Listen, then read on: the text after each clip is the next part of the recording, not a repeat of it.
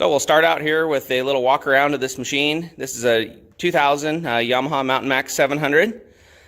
This one originally had narrower skis on it, was the factory skis that it came with. But these skis, just like the ones on the RX-1, were taken off of an Apex. They fit exactly the same. The only thing you have to do differently is you have to replicate some kind of a spacer for right here, which we've done using these stainless steel washers on each side to center it. Everything else is exactly the same. So they mount right up, really helps with the flotation on the front of the machine there.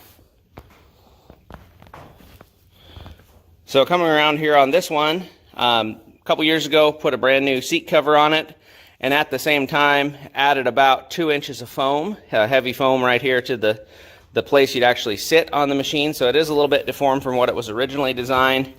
It was originally flat across here and then had kind of a little hump right here.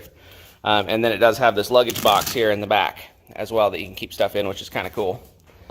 And then a few years ago, I found this rack here on eBay and mounted this rack up on there.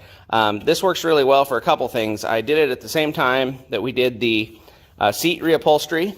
So rather than having all the holes punched in the back of the seat here for the light to mount on, which didn't mount up all that well, I punched one very little hole here and ran these wires through it, extended the wires out, and then the taillights mounted back here in the back under the rack. So this, as best I can tell, is an actual Yamaha rack because it does have a Yamaha part number on it and everything.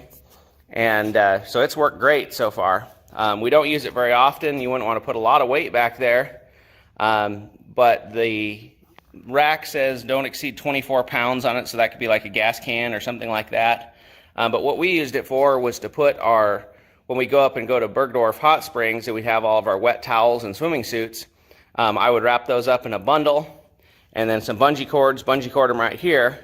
By the time you got back to the truck, they were frozen solid, but they would always, it would keep the water out and the weight out of your backpack, so you didn't have to fight with those. So that's what we put that on there for. It worked great. So you can see on here, this machine has the 141-inch track. You can see the sticker down there that shows that. So it's not a super long track by today's standards, but it does great for what it is. And this machine here has, looks like 6,173 miles on it right now. The engine's never been taken apart. It still has good compression, still starts real easy, runs great. So haven't really had any concerns with it at all.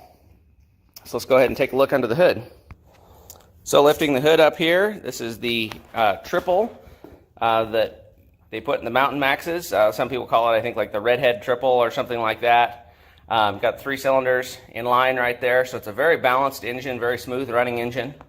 It does have this huge exhaust system over here that adds a lot of weight. A lot of guys have swapped this part out here with a lighter weight one. I think you can lose like 10 pounds or something doing that. So we thought about doing that, but it's still all original. Haven't really bothered with it.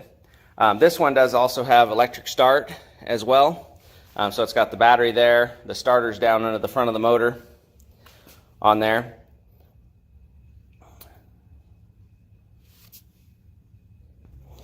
Then coming around the other side, kind of get a little better view of the engine there. Carburetor's behind, and then this box up here is all the intake, airbox and silencer and all that.